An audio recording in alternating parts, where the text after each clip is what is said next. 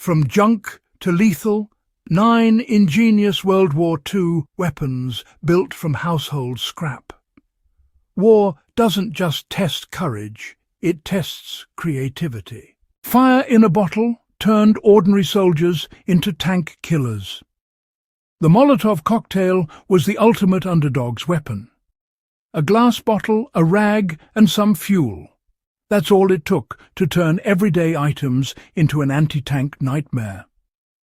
Soviet troops first perfected it against German armour in 1940, hurling fire straight into engine vents and fuel caps. Resistance fighters across Europe adopted it too.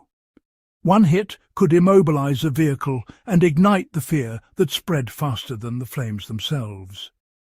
What started as a desperate act of defiance became an icon of rebellion. Even today, its design remains a lesson in battlefield simplicity. If you understand chemistry and timing, you can build something that shifts the odds in your favour. The humble shovel that became a battlefield executioner. Every soldier carried an entrenching tool, a simple, foldable shovel meant for digging trenches. But sharpen it along the edges, and you had something brutal. German and Soviet troops trained extensively in shovel combat. They learned to slice, parry, and crush with a single swing. It was faster than a bayonet, and deadlier in close quarters.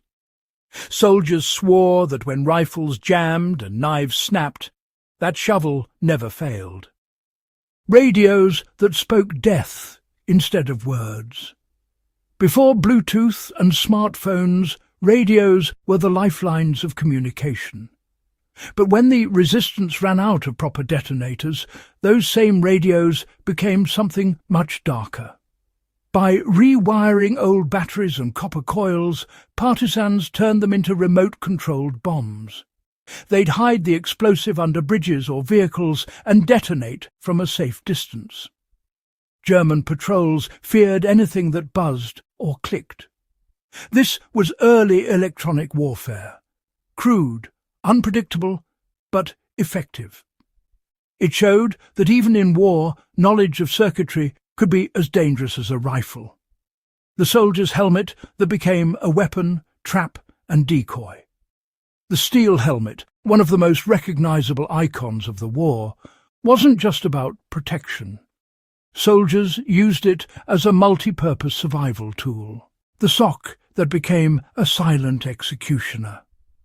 It sounds a bit ridiculous, I know, until you see what it could actually do.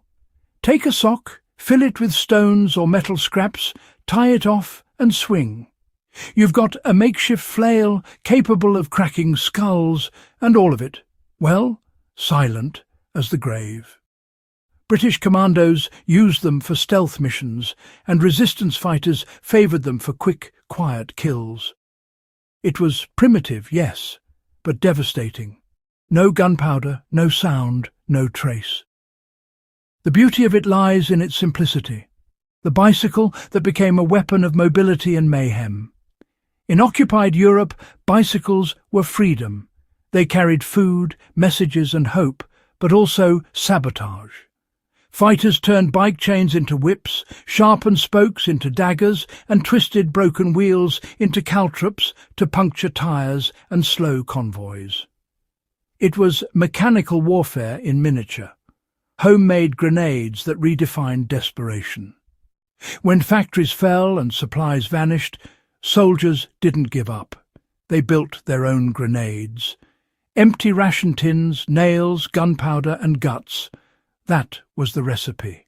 A little shrapnel, a spark, and a whole lot of courage. Many of these devices were, frankly, unpredictable. Some exploded too early, others not at all.